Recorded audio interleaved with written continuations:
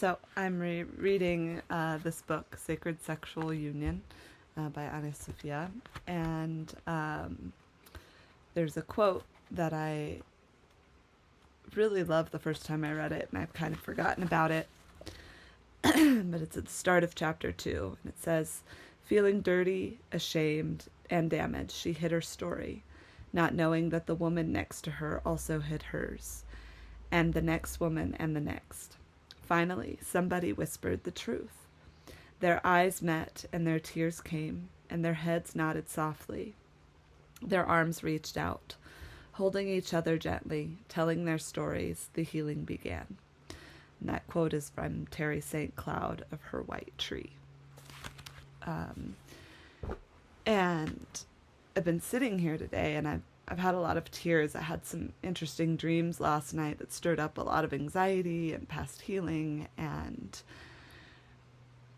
what I'm realizing in the path of our own stories is that our stories aren't isolated to ourselves. The truth of them comes from many lifetimes, many imprints within our DNA. And we're in a time where we don't need to live those stories anymore. We're not in a time of needing to go through fear and suffering. We're in a time of coming to embody the love that we've always felt. And the phrase I commonly use is the love that came before. And what I mean by that is that every time we've experienced love, whether in ourselves or with another, with family, with friends, within nature, within an experience, any time we've experienced love, we have learned and we have grown and we've increased our capacity to not only share, but also to bring in and to experience more and more and more. So this morning, I was thinking about these love stories, and just from this lifetime's journey that I'm aware of, I have access to a couple of good love stories from my past lives, but those usually come by way of songs. Anyway, what I've been coming to realize is that, we have so much wounding that has been built up over time, whether from what we can consciously remember and from what's locked in our DNA. And, these stories can be so rich and hurt. And I believe that she has a concept, it's not in this book, and I don't even know if I've read much about it. I've just heard the phrasing, like taking the war out of man. And I know that as I came into my spiritual awakening, that was a natural piece that came with it. It was like, as I came into holding awareness, it was like I wanted to withdraw it from the man.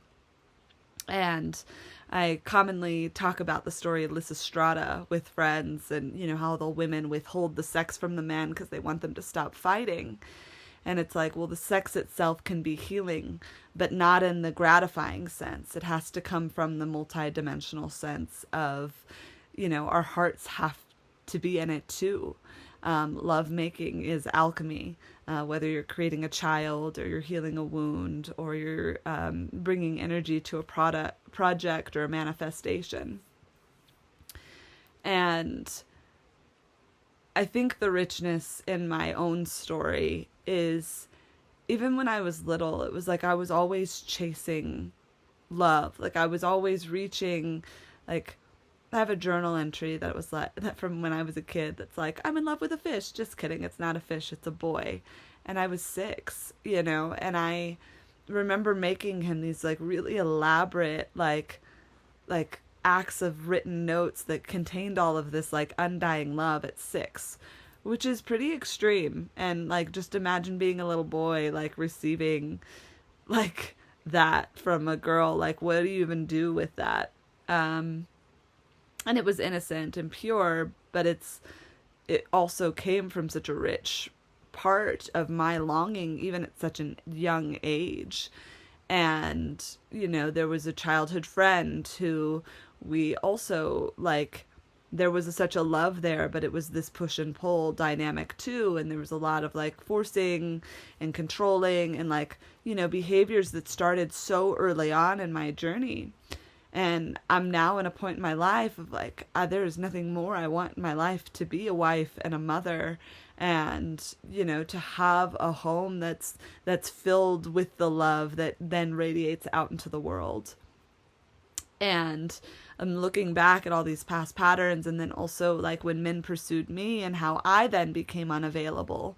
And we can call this disorganized attachment, even starting at a really young age, because I was a village child and I had incredibly loving people looking out after me. But there was some inconsistency in my home. And, I know my parents loved me and like, but there was just the inconsistency of being in the reality of all needs met.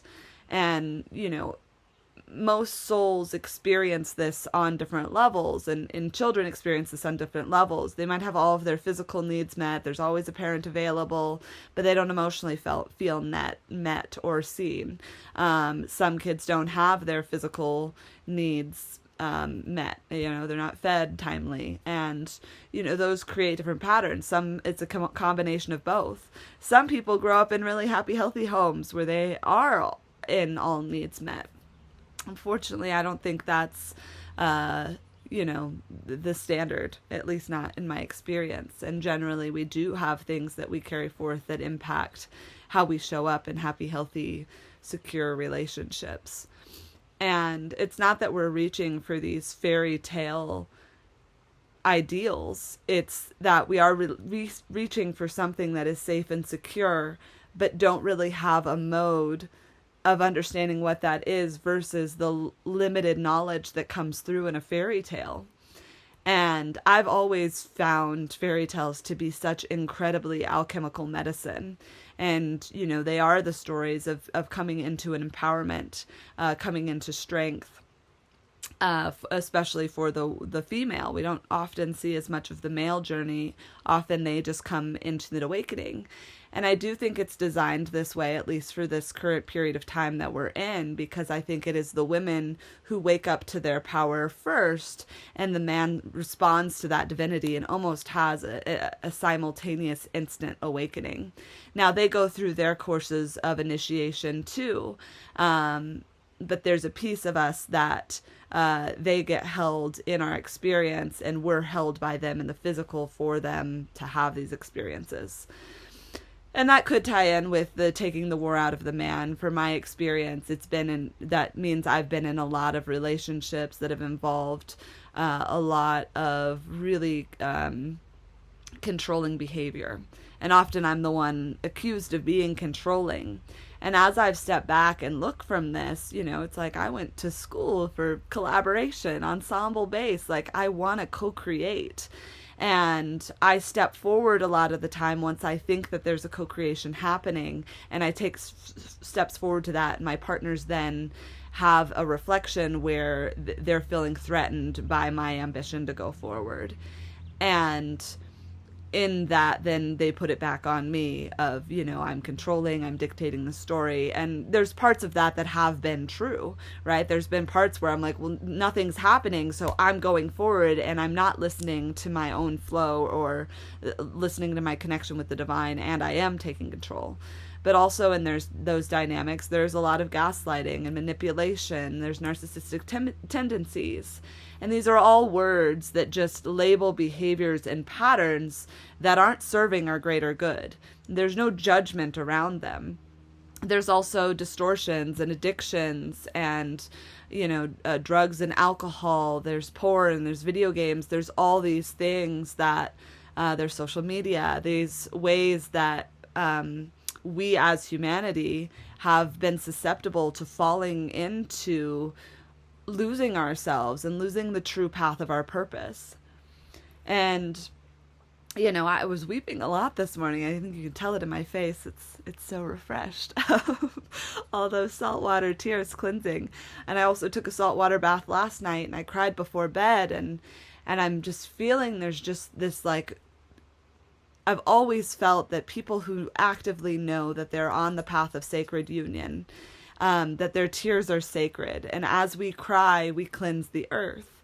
And this shouldn't be all of our responsibility, right? And the way that we are often internalizing our journey and we're not sharing it openly, or sharing with each other the general process that each individual is going through that is helping the collective, that silencing is actually the thing that keeps us trapped in the pattern.